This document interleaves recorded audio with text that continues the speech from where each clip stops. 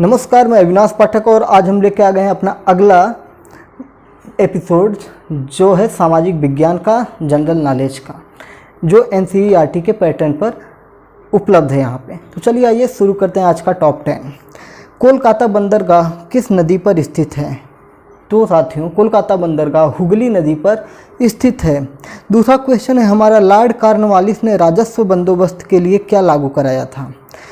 Lord Cornwallis ने राजस्व बंदोबस्त के लिए क्या लागू करवाया था?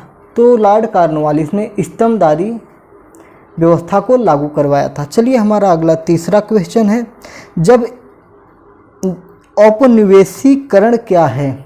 हमारा क्वेश्चन है औपनिवेशीकरण क्या है? जो औपनिवेशीकरण क्या होता है, तो ये इसके बारे में हम लोग जानते हैं कि जब एक देश पर दूसरे देश के दबदबे से, जब एक देश पर दूसरे देश के दबदबे से राजनीतिक, आर्थिक और सामाजिक और सांस्कृतिक बदलाव आते हैं, तो इस प्रक्रिया को औपनिवेशिकरण कहते हैं। मतलब कोई देश है वो दूसरे देश को दबाकर उसकी राजनीतिक, आर्थिक, सामाजिक और सांस्कृतिक चीज़ों में बदलाव लाए, वो क्या कहलाता है कि औपनिवेशीकरण कहलाता है। ठीक है, हमारा अगला क्वेश्चन है, चौथा क्वेश्चन, कैलिको अधिनियम क्या है? कैलिको अधिनियम क्या है? तो आइए जानते हैं। 1720 में ब्रिटिश सरकार ने इंग्लैंड में छापेदार सूती कपड़े छींट के उपयोग पर पाबंदी लगाने के लिए कैलिको अधिनियम को पारित किया था। इसका मतलब है कि कैलिको अधिनियम क्या है? तो 1720 ईस्वी में ब्रिटिश सरकार जो थी उसने इंग्लैंड में छापेदार सूती कपड़े छींट के उपयोग पर पाबंदी लगा दी, जिस पर रोक लगा दिया था। जो हमारे छापेदार सूती कपड़े थे उन पर पाबंदी लगा दिया था। इसे कैलिको अधिनियम कहा जाता है, जिससे हमारी आर्थिक व्यवस्था पर चोट पहुँचे, शोषण किया जाए, परेशान किया जाए, ये सारी चीज़ें उनकी थे।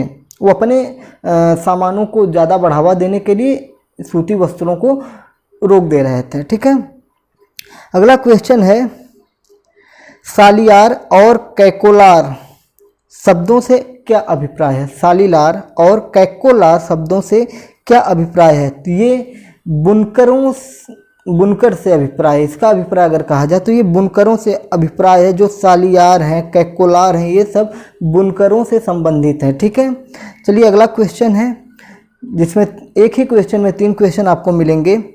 गीत गोविंद, वृहद कथा मंजरी, पृथ्वीराज रासो, इन तीनों पुस्तकों के, ग्रंथों के लेखक कौन है? तो आइए सिलसिलेवार हम जानते हैं। गीत गोविंद जयदेव की रचना है, बृहद कथा मंजरी क्षेमेंद्र की रचना है, पृथ्वीराज रासो चंद्र बरदाई की रचना है। एक बार और हम दोहरा देते हैं, गीत गोविंद जयदेव की रचना है, बृहद कथा मंजरी क्षेमेंद्र की रचना है और पृथ्वीराज रासो चंद्र बरदाई की रचना है। चलिए हमारा अगला क्वेश्चन, 7वां क्वेश्चन है, खजुराहो मंदिर किस राजवंश के राजाओं ने निर्मित करवाया था? खजुराहो मंदिर को किस वंश के राजाओं ने निर्मित करवाया था? तो इसका आंसर हो जाएगा चंदेल वंश के राजाओं ने इसका निर्माण करवाया था। हमारा 8वां क्वेश्चन है, लोकसभा का कोरम या गणपूर्ति कितना है? लोकसभा का कोरम या गणपूर्ति कितना है? तो साथियों 1/10 जो है लोकसभा का कोरम या गणपूर्ति होता है, 1/10। सीके जानू कौन थे? ये हमारा 9वां क्वेश्चन है, सीके जानू कौन थे? और 10वें क्वेश्चन के बाद हम देंगे आपको संजीवनी बूटी, जो अति महत्वपूर्ण प्रश्न होगा, जो कभी भी किसी भी एग्जाम में पूछा जा सकता है, पिछले कई वर्षों से पूछा जा रहा है। ऐसे क्वेश्चन मैं एक अमृत के रूप में हर एपिसोड में लाता हूँ, जिसे हम संजीवनी बूटी का नाम दिए हैं। ठीक है, मतलब समझ रहे हैं कि 1 नंबर आपका एग्ज़ाम क्वालिफाई करवा देगा। तो आइए, सीके जानू कौन थे, इनके बारे में जानते हैं। तो सीके जानू एक आदिवासी कार्यकर्ता थे, बहुत ही प्रतिष्ठित आदिवासी कार्यकर्ता थे। इन्होंने आदिवासी समाज को व्यवस्थित करने के लिए, उनके अधिकारों के लिए काफ़ी प्रयास किया, काफ़ी आंदोलन किए। एक क्रांतिकारी थे और एक कार्यकर्ता थे, आदिवासी कार्यकर्ता थे। कौन थे? सीके जानू। ये बहुत बार पूछा गया क्वेश्चन है। 10वां क्वेश्चन है हमारा, भारत में असमानता का कारण क्या है? आप भी सोचिए। अगर आपको जो मैं जवाब दूंगा ये तो आयोग के अनुसार है, लेकिन आपको क्या लगता है कि भारत में असमानता का क्या कारण है? तो भारत में असमानता का कारण ये आप कमेंट बॉक्स में बता सकते हैं, लेकिन इसका सटीक आंसर होगा गरीबी। गरीबी की वजह से यहाँ पे ऊंच नीच, छोटा बड़ा का भेदभाव होता रहता है।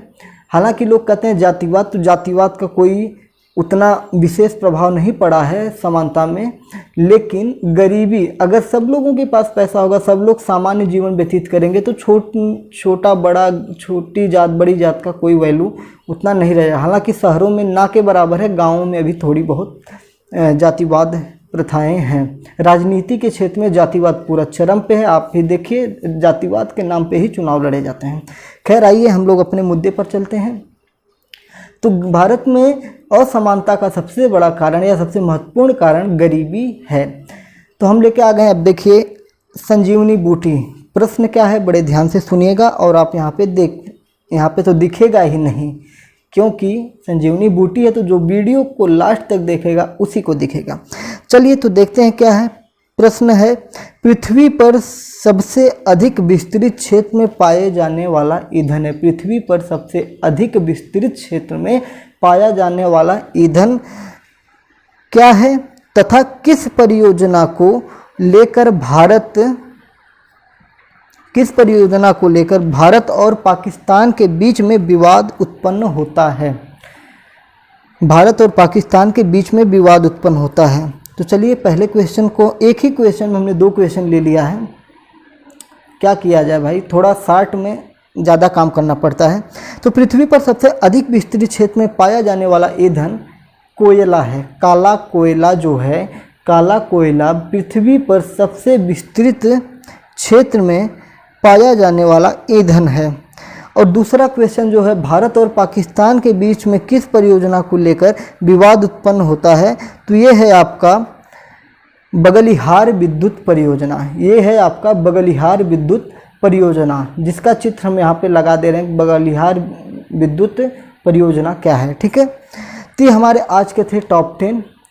मुझे यकीन है कि आपको ये 10 क्वेश्चन बहुत ही महत्वपूर्ण लगे होंगे। अगर आपको अच्छे लगे होंगे, अगर आपको लगा होगा कि ये एग्ज़ाम में आने के लायक हैं, तभी आप इस चैनल को सब्सक्राइब करिएगा, वरना आपकी मर्जी। जय हिंद।